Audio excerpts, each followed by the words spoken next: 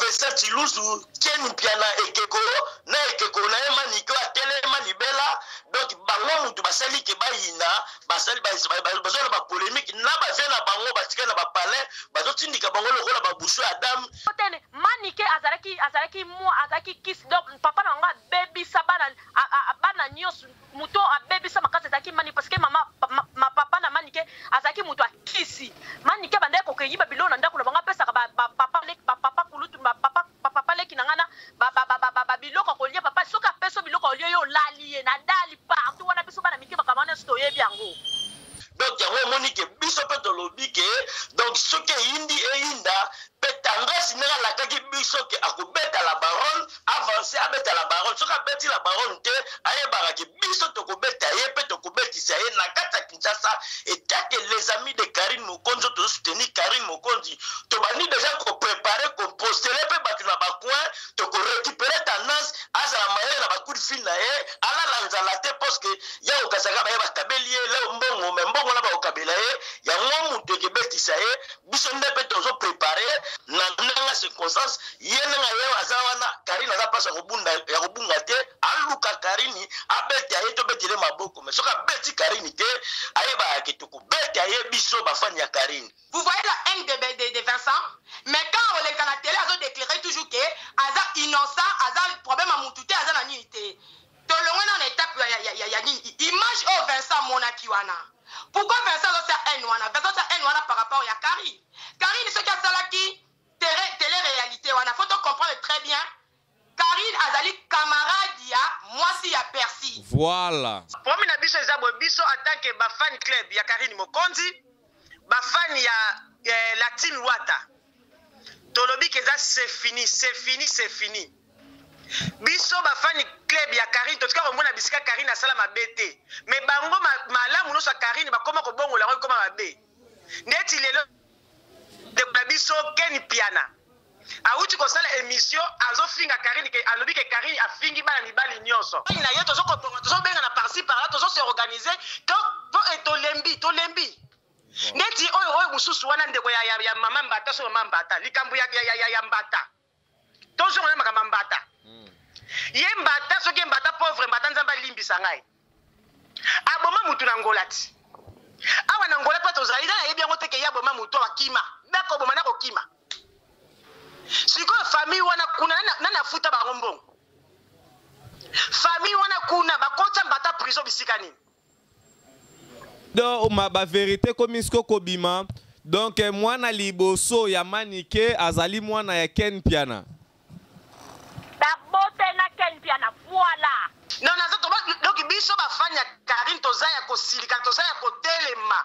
Trop c'est trop to commence ba décision. Ken Piana soka kotika komba Karine te akokende na justice na ba fanya Karine Mokonzi. Voilà. Monatie botalelanga Congo température ya maman Rosette la fleur Nadambu. Après avoir défilé là-bas, c'était Pola, mais cette fois-ci Congo Température TV.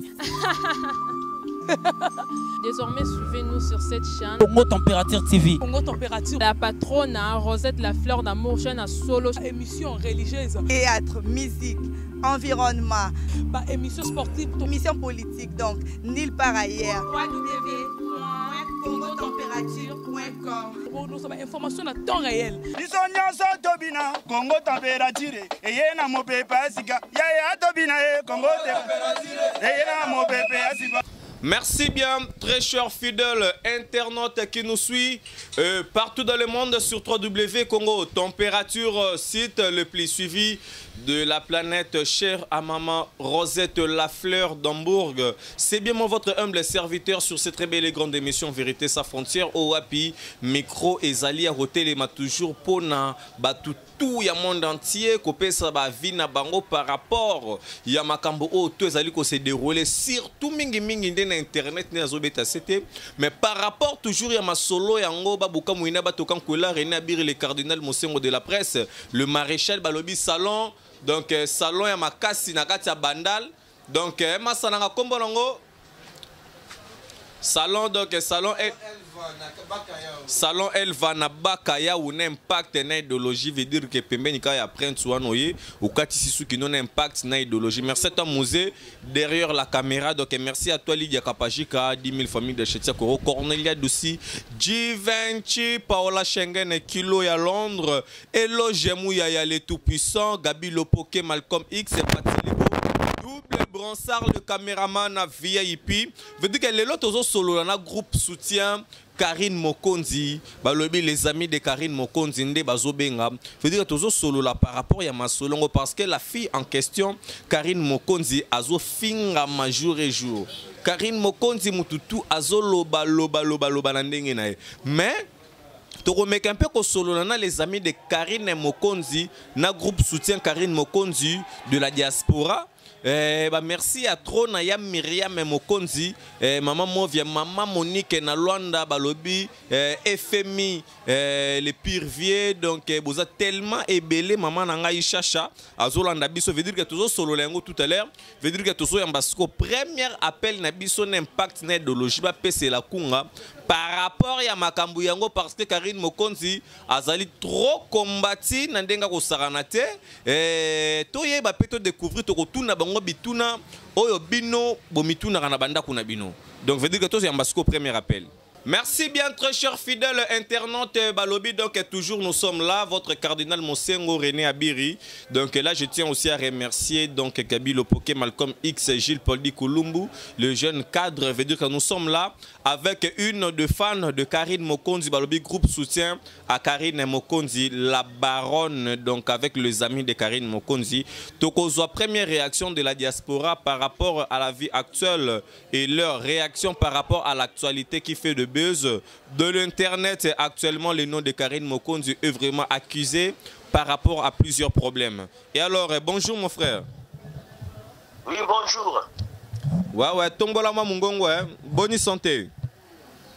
Ouais, santé la malamu.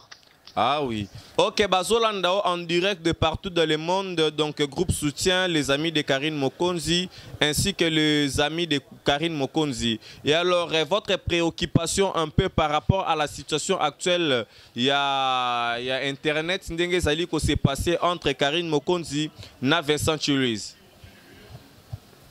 Bon, biso penando rozali awa toza pena ba oyo tozo la pena makambo ya internet na ndenge ya mukete pe tozo tala pe lisu na biso za na kati ya Congo ndenge bozo solola na kati ya Congo en tout cas mabe ekoti après biso zali ba les amis ya héritier Watanabe na niveau ya diaspora donc na ndenge mukete pe toza pena partout na monde.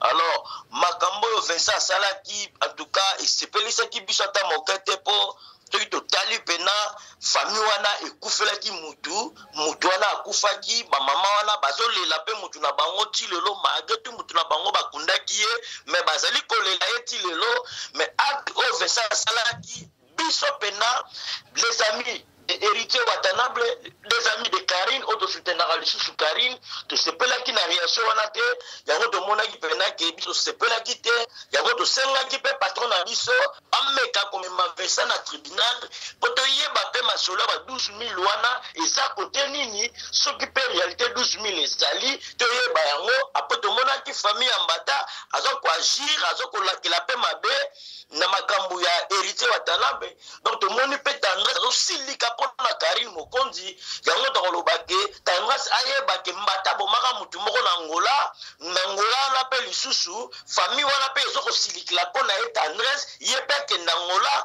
po bakolia ye na bana Angola na ndenge mukete pe bayaka pe mama ya mutu mbata bomaka na kota bangola bazoluka pe mama na mbata wa toloba ke no mutu oyo maître Mbata abomaki na niveau ya Angola famille na ye pe batelemi famille na pe niveau ya Angola batelemi bokomela ba image mikoleko ya zo bima pe na internet bango pe bazokana tendresse na ndenge mukete babike tendresse aya na Angola bakoyamba ye pe bakosepelisa ye po bango pe bakosepelisa ye po ndeko na bango pa bomaki mutu na Angola akima ya bango ko papa langa s'il vous plaît to solola comme étant des intellectuels ndeko na biso Tendresse Dibinga azali yende mutu oyo abungisi mutu na famille akozala na esengo te tangu ayoki ke non ba libérer mutu to pe basali nini ponga na journaliste na kozala naza sans parti pris de no sala nde siko musala na ngai donc Tendresse ye bazande famille oyo bazali kolela mais tangu ata soki ezalaki yo soki oyoki message a lolenge bo réaction no linge kozala ndenge. Oui, yo la lobi makabo ezalaki na justice. Mutu moko te azali na pouvoir ya kobimisa mutu na justice soki azaka ka président de la République te. O batebele ba politicien belé tozomona ba jekoko bazosumba makila mais lokola la président de la République na tseli nzaka te pa longola ye donc ngo azaka ka wana. Yo kasi jekoko bazanyi mbongo. Pourquoi on a été encore hérité de Missimbongo wana pour abimisa nano. Bexi te lo bato kentozonga abeta mu colonie n'est pas hérité. Bexi a outa pa rason a outa pa faire a outa pa waze quoi. To monite que ce que hérité que nous aura Bexi pour nini. Pour ça l'album ya sika pour ça nga cri ya Bexi. Donc ça nga ki ba remerciement bobi ka ke toto atembe mutu na tembelité watanabe. Yé le boko za kana prêter peu ngama za na jeune millionnaire o ya mikolo yo azale pe jaloux na mutu te soko belelié apesaka. Bexi monika peut-être hérité apesaki na place moko boya ngwa yeka nga asala remerciement la ayeka ko sepela na hérité ensemble. Yo ozali les amis de héritier watanabe groupe soutien Karine Mokonzi okolobanini na batutu o ba yini o bazwa kitang su message wana na ndenga mabe ba msusu pe non batali te bakota la biso na Congo température o ba yini déjà Karine Mokonzi na héritier watanabe.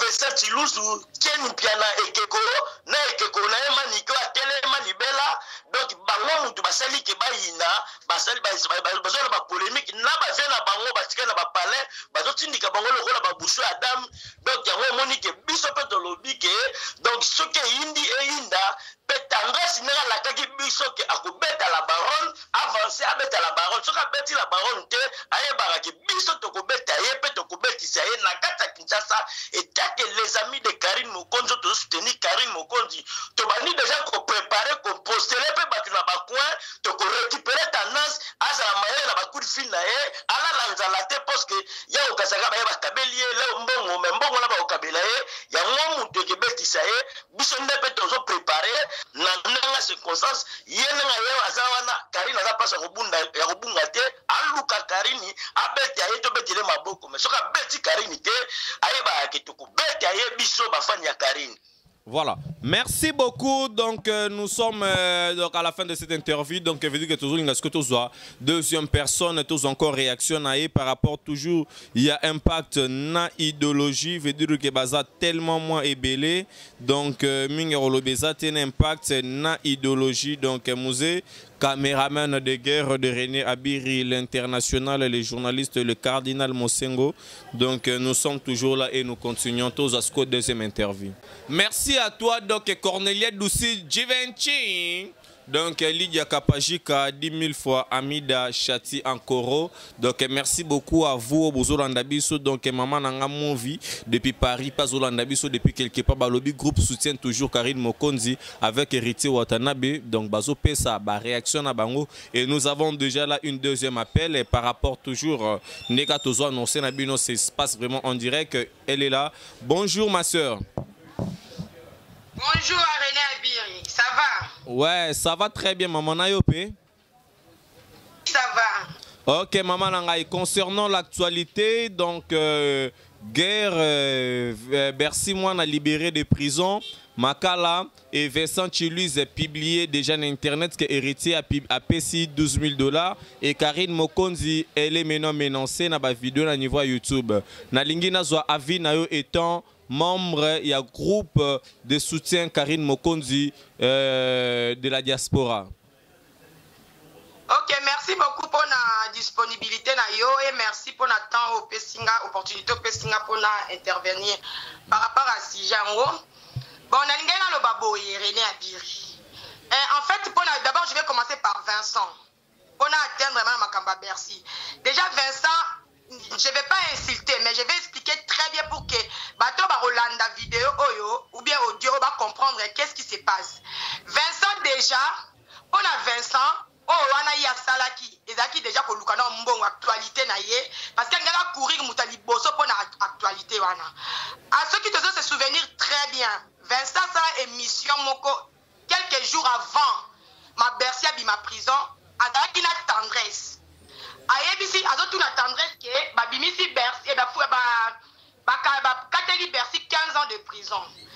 Vincent il était content ya koyoka ke Bercy a 15 ans de prison yena na princesse wana.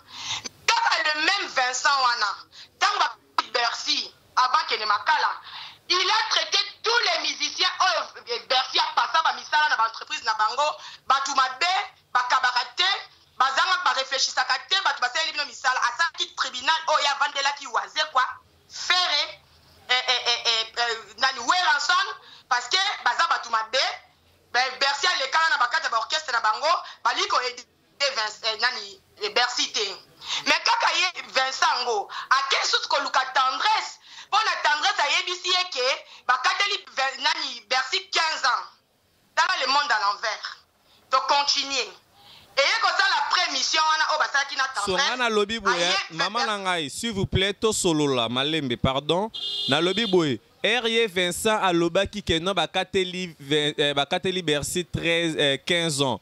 Est-ce que azalaki na ba preuve to Vincent comment na relation na ba procureur to na ba généraux o bazolandele la dossier wana?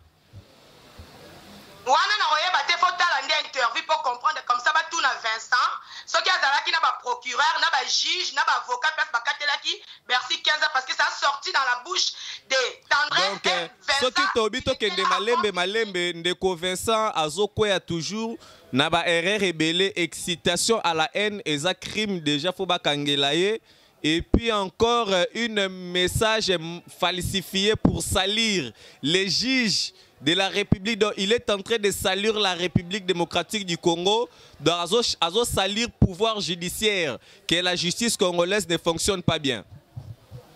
Oui, ok. Après ça, comment on a que Vincent a utilisé quelque part, donc il n'y a pas tout derrière Vincent, on a poussé Vincent, après quelques jours après, Bercy a bimi prison. Bercy a bimi prison, bah image les cas na télé, comme quoi que Bercy a bimi prison, a été pas héritier Kosenga, merci. Héritier peut à 12 000, héritier peut à 30 000, héritier peut à 50 000, héritier a un droit à bimisa Bercy na prison. Pourquoi? Parce que bateau ba bimisa Bercy na prison, ce n'est pas héritier. Voilà. Et ça va juge, va juger, va monique non mutu oyo, azali sous mutu a bomba na kati ya bolo côté, face de la libanda. Donc Vincent Sokazaki n'a besoin ya kozwa, ben information oyo azaki nango besoin. Il fallait ya kendende pe ba juge o ba sambisa ki Bercy, a poser bango question pourquoi mutu a bomaki mutu, tozo se retrouver libanda étant que journaliste. Parce que ba ngeba pesa ya information oyo azaki nango besoin.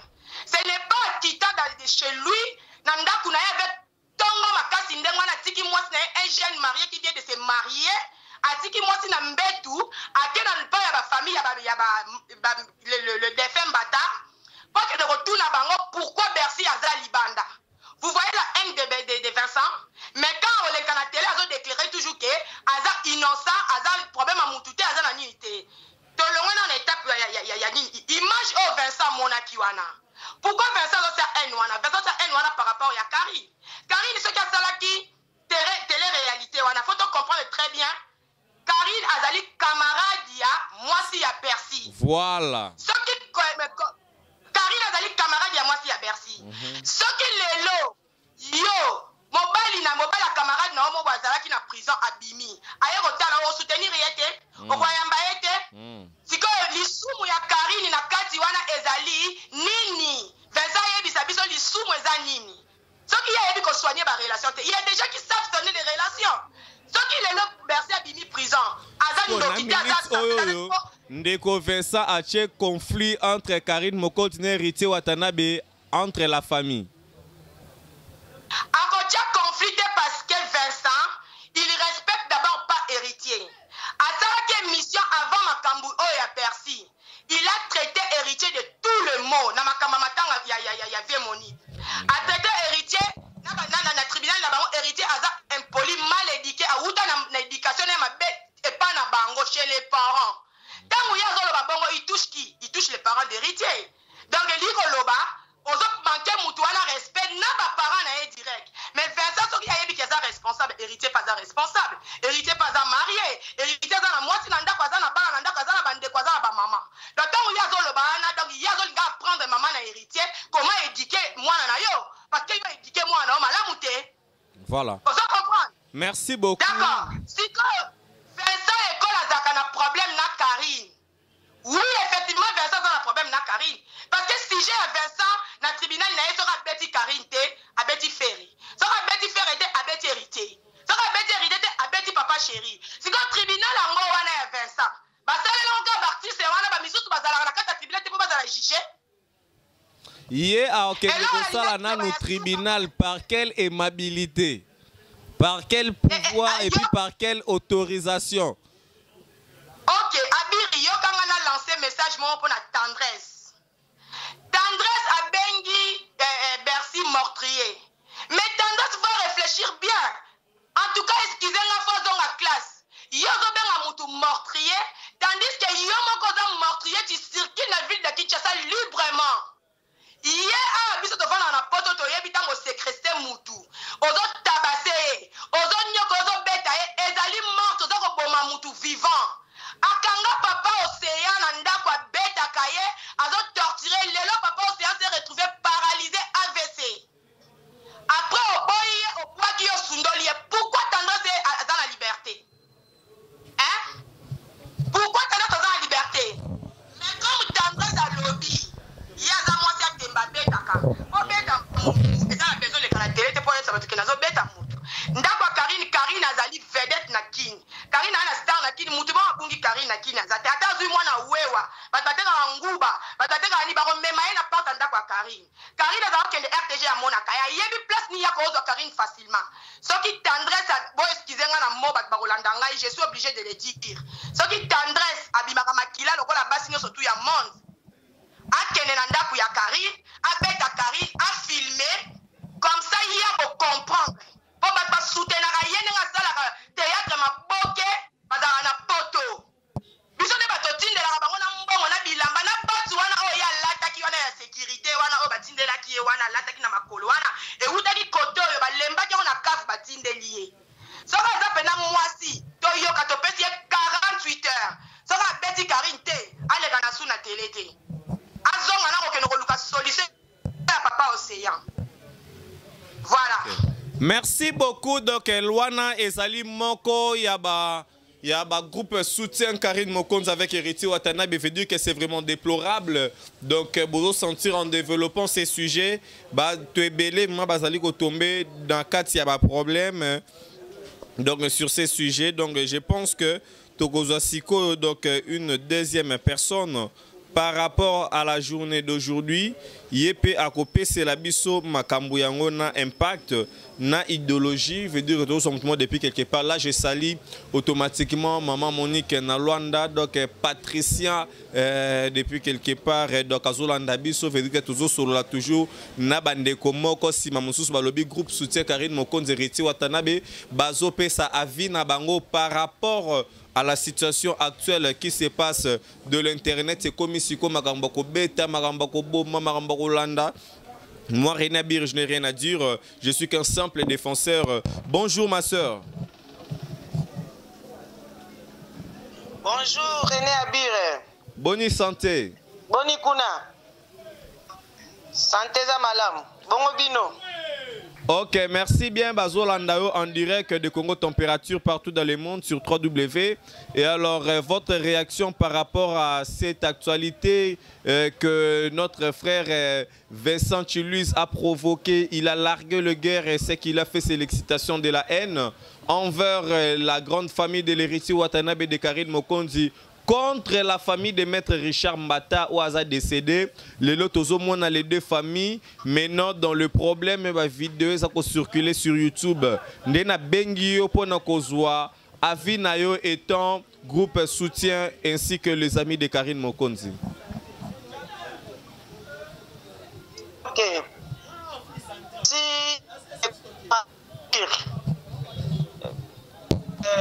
ngai banda boy nayebi te problème nini oyo ke batu contre Karine nayebi te na mituna kati na mituna te koma fanya Karine tombola mwa mungongo hein. Oui, mituna ba question na ba pourquoi batu nyoso ba inaka Karine ba sala bango nini na skala pe kozwa e ya noter na kei koto ya héritier na mituni pe ba question pourquoi batu nyoso héritier asalaka ezala kaka mabe na zwa pe e ya noter alors na comprendre que bango mi ba héritier na Karine bazana étoile à l'étoile wana on dirait et dérangeaka batu mususu ozo dana de tento abir voilà. Ok, sikoyo touti ko totali tali ba émission ebele oyo ndeko na biso ya fimbo na fimbo auti ko sala do azo multiplier ba interview ebele. Alors, pour na biso ezabo biso en tant que ba fan club ya Karine Mokonzi, ba fan ya la team Wata. Tolobi keza c'est fini. Biso ba fan club ya Karine totika komona bisika Karine asala mabete mais bango malamu no sa Karine bakoma ko bongo la ko koma mabe ndeti lelo de biso Ken Piana auti ko sala émission azo finga Karine ke alobi ke Karine afingi bana mibali nyonso mais Ken Piana aza na ebite aza mayele te na ebite so Ken Piana aza ko luka mutu ya Karine Karine asala ka émission na ye a mise à rappel la galerie. Tant Karine alobaki que non nakobeta Vincent Chilouz. Alobaki on a ça cité que robeta ndenge Ken pe na bongoli yango. Asala ko cadre quand nga sala ka humour na ye pa ebi ke ba ko sona frère na ye. Ba ko bongisa malgré tout basala ba problème ya ko sona na frère ko sala ka boete ndenge sala na papa chaka. Mais Ken pe na Ken ngo na émission abibisi comme quoi que Karine a manqué mibali no so respect. Ndeko na biri imagine to ba mibali ba zakaleti par exemple oyo ba mitu ebeba ba yoki makama Ken Piana e kele ba sali Karine mabe Ken Piana ko sepela donc Ken Piana siko ko sepela ko zwa kimia na zoki koto ya héritier Ken Piana azako ko appuyer héritier tango visa ya Karine ya États-Unis bimi ya yebimate aina héritier banana comme ko ba mabe ya héritier mais ngana mona mabe héritier sala kate ba komi ko diaboliser donc il va ça tout que ba quoi ça orchestre ya héritier mais baza malamu te héritier mabeni ya sala bango donc le rôle héritier a soutenir Karine a appuyer à côté héritier mabe ba sala ya ngwana tozongi lisusu na tuni siko dondi mwana mobali batawuti na epoto ayena yeka koya basimbi ko finga mwana mobali bana afingeli bango bisika nini esika nini mwana mobali wana fingeli bango to manke bango respect mais lelo tata Ken Piana azoba nini ke no mwana mobali aza mutu mulai nini est-ce que ye moko mutalinga ka bota mutu mulai est-ce que Ken Piana asala ka bato Ken Piana sasala mutu ala kisanga laboratoire basala ka bato bimara bien voilà eza malamu te kaka ye Ken Piana ko finga Karine ke no abala kate lelo soko mutu soka peut-être la Karine kaka bango ba kotelemela la Karine no mobali boy mais siko balingili Karine yango nini akufatiki la bango mokili trop c'est trop merci beaucoup tozo trop c'est trop biso ba fan ya Karine Mokonzi toza partout ndeti nga zo bengi la partie Angola toza partout tozo se organiser pour la Karine Mokonzi trop c'est trop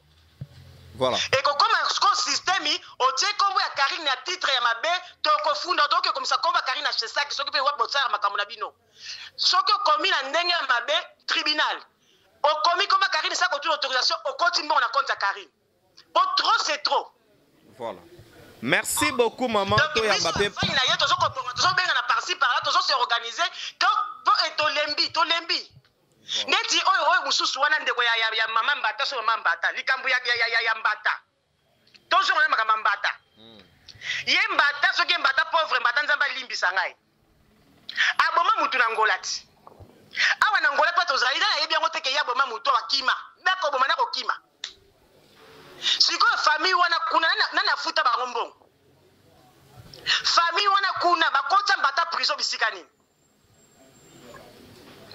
lelo ye mbata futi mamuneka babiko tous ces pays ici ba afuti kako ya salaki bolingi bola ta mwana mobala batuberi pourquoi bolingo oleta mwana mobali ya bato bere pourquoi eza makambo mosusu kozonga na famille mama wana nga azwa biso vana na Luanda akufeli bana misato ya liboso ya na bango mokolo azalaka na lunda oyo azalaka na mbongo ebele akufa briskema boye ya mibale baye kotya ye mbeli mpa ya voisin mpo na mbwa baswani mpo na mbwa babomela yango motu voilà mponi bakakisa motu ya boma ndeko na bango ya mbwa te mponi balandelaka motu wana te lokola bamoni ke kote eza kote ya miziki mpa mbongo ezali ale batondisi bajournaliste eza normalité. Merci beaucoup maman toyamba mpe bandeko mosusu bakomisa wata soki likambo nini ok non donc biso bafani ya Karine toza ya kosilika toza ya kotelema trop c'est trop tokomosa badécision keni piana soki akotika komba Karine te akokende na justice na bafani ya Karine Mokonzi. Voilà. Ok. Merci beaucoup. Donc là, c'était donc une correspondance depuis l'Angola. Donc là, j'ai salué aussi donc Eduardo Santos. Donc là, j'ai salué donc, parce que René Abiri Balobi Migolo Makambu. Merci à trop donc à toi aussi depuis quelque part. Je sais que Batebeli Bolon Nepsubaya Myriam Mokonzi, Gisèle Zindaya, Nidembo Dembelas, Lydia Kapajika et Pouche Mangengela. 10 000 fois Amida Chati Ankoro. Veut dire qu'elle nous suit depuis quelque part. Donc, Torosasko appelle, il y a deuxième intervenant Nabiso. Et puis, nous allons encore prendre une dernière intervenant pour te clôturer. Émission Nabiso, il y a Mukolo Yalelo. Nous sommes encore de retour sur cette très belle et grande émission Vérité sans frontières. Nous sommes là toujours avec le groupe soutien Karine Mokonzi ainsi qu'Héritier Watanabe. Les amis de Karine Mokonzi qui nous suivent de partout dans le monde. C'est bien moi, votre humble serviteur René Abiri, le cardinal Mosengo de la presse. René Abiri, Abiriska, Motema Nanyoyo, Yakapajika. Donc merci beaucoup toi solo là. Donc merci beaucoup et alors bonjour ma soeur, ça va? Oui, ça va et toi Abiri? Ouais, Naza, très bien. Donc, il y a un groupe Amis Soutien Karine Mokonzi ainsi qu'Héritier Watanabe. Allô? Mais tout le monde m'a niqué côté les manaba vidéo belé. Mais réaction Nabino étant oui. Groupe Soutien à Karine Mokonzi de la diaspora. Ouais. Obenga, pourquoi si j'ai Zanini, je ne sais pas. Ouais, donc tozolo belela par rapport à ma solo eza actualité. Ndenge ndeko na biso Vincent Chuluis a publié sur internet pour na commettre il a voulu exciter, il n'a pas voulu mais il a déjà fait excitation à la haine. Donc OAPI a divisé Héritier Watanabe avec Karine Mokonzi avec la famille de Mbata. Et alors votre réaction par rapport à ces sujets? Réaction na sujet à Vincent, déjà Vincent a bêti faux, tellement faux. Ouais, speak up pour rappeler na yoka. Pardon? Lobama mungongo makasi peut permettre ngape na yoka. Na lobby pour na makambu ya Vincent bêti faux, a bêti pena faux zo kangai. Voilà. A bêti faux makambu sali même na okoka kutu même pas te kokota na makambu na bango na okota te parce que na za trop fragile babilo abo na okota te. Vincent soka mona ezaka na problème à Karine bien ezaka na problème à Wata. Valera yé bandeni na osala mambo ango. Ndenga sali mambo bongo ezolakisa ke alingaka Wata te alingaka Karine te. C'est clair. Eza clair alingaka Karine te alingaka Wata te ezolakisa nango clair. Wala kuteza nango ya obomba te mutu sa yebine ke Vincent alingaka komi mona alingaka komi lakisa alimbisa ngai en tout cas non il est pas beau. A beau tata muki donc à se contrôler quand on ça makambo se contrôler très bien parce que ba tu peux o balinga Karine bazo balinga pe Wata bazali. Voilà. Et alors concernant Maniké, si tu as fongolé lui-même Karine Mokonzi, si tu es pour insulter, pour dire de n'importe quoi concernant Karine Mokonzi, yo étant groupe soutien fan à Karine Mokonzi. Okolo bani par là. Ngai pona Maniké na oyebise kaka na expliquer man na poso ko expliquer trop te mais sauf que na oyebise kaka soki eloko kana nina lobane liboso azok tuna ye soka koyoka émission oyo ayebi Papa Dora za papa kulutu na ngai. Papa Dora na nga o abanda ko sakanela likolo dali partout. Ayebi très bien. Abanda ko sala nini?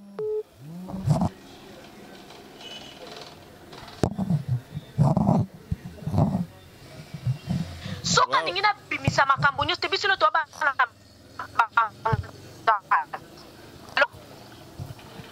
Allô? Loba mama na ngai abanda ko sala nini Papa Dora? Kataki. Biso Papa Dora banda ko sakanela mama nani mati. So yebi kaka mwana. To seke manike angwa bimana mibali ebele. Waouh, bon comprendre, bah, les arts au côté et belé.